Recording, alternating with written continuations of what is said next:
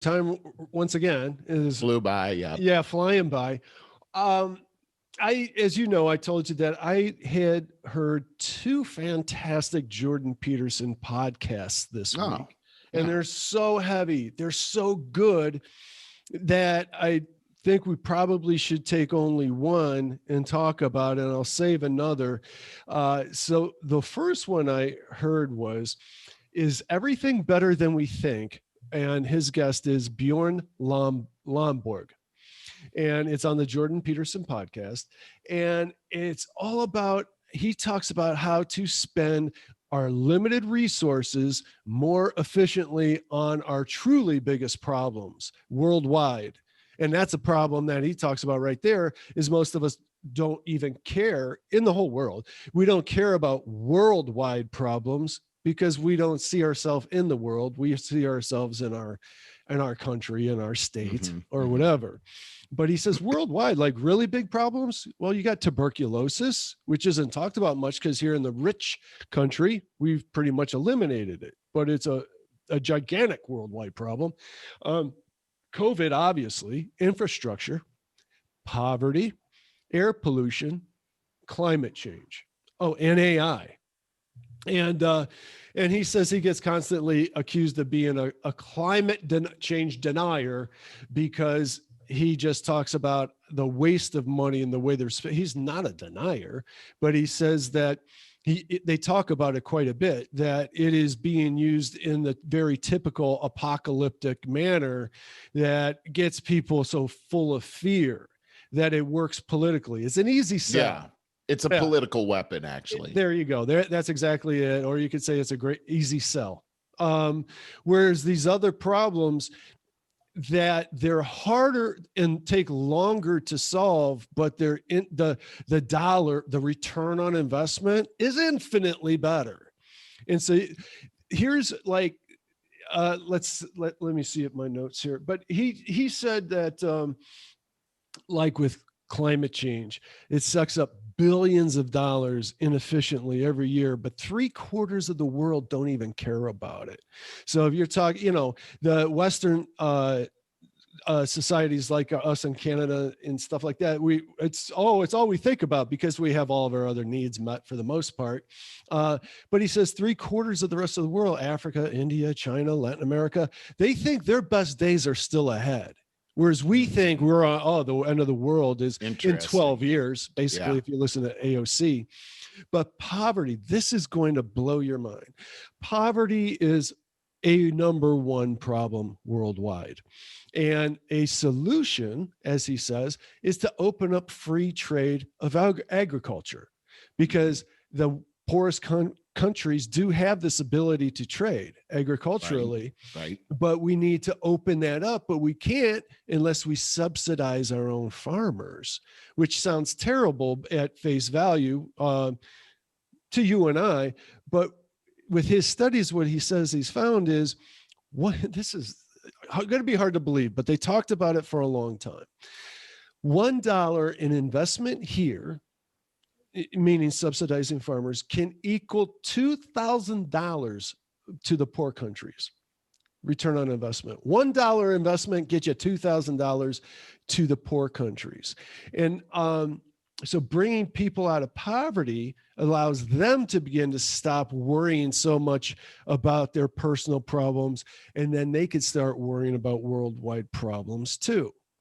And I just thought it was absolutely mind-blowing. And he has like all kinds of other examples that are like this. The point being that we have to prioritize where we're spending our limited resources so that we're doing it most effectively first. He says, like the climate change thing, the models say that we are due to raise in temperature by 4 degrees Celsius by the end of the century, but we're not going to die or burn the planet up or whatever. And he's saying, so what everyone is talking about now is, we need to put more money into our existing green stuff, windmills and solar panels. And he goes, right now that consists of at most 3% of our electrical output. Okay. He goes, if we could put billions of dollars into it, what are we going to raise it to? 5-6%? And it's not effective, because if these people are really honestly that concerned about climate change, that it's life-threatening, as they say, they'd be investing in nuclear power right now, big time. Because that's, boy, yeah. You're making a great point here. In fact, on Cyber Talk, we did a whole episode on this, and you're right. I mean, first off, the amount of money that's spent on the renewable energy, being wind and solar. Yeah. We're hearing this new administration talking about going to 100% renewable energy by 2050, and what our research has shown is that that's an impossibility Currently. Yes. Not even currently. It says you don't have constant wind. You don't have constant solar power. Look at what happened to Texas. You had that winter storm that happened, and solar doesn't work in a snowstorm because it covers up the solar panels. And wind, we saw, failed as well. And you're right. It seems like nuclear energy is a much more reliable, steady form of energy, clean energy that's available to us, and more investment needs to happen in that area. If you take a look at the whole Texas debacle that happened earlier this year, it wasn't that there was a failure in wind and solar, but then you've got gas and nuclear, and unfortunately, because these systems were disjointed and not contained together in the same system, you had a nuclear failure there as well. That didn't have to happen if these things were more tightly put together. It just seems to me that what Jordan Peterson's making a lot of sense. Putting all your eggs in that one basket isn't the answer. Having a distributed plan, I think, is really the way to go, and tying these systems together is true. Now, you go and taking a look at these world issues is, I think, a noble way of looking at the world, and I love that. But when you said subsidies, it made me think about what happened during our Great Depression with our farmers, which really, if you take a look at our history, we're still digging out of this whole way that we have subsidized our farmers, which basically has ended up as a lot of food stock here in the United States being destroyed when people are actually starving to death.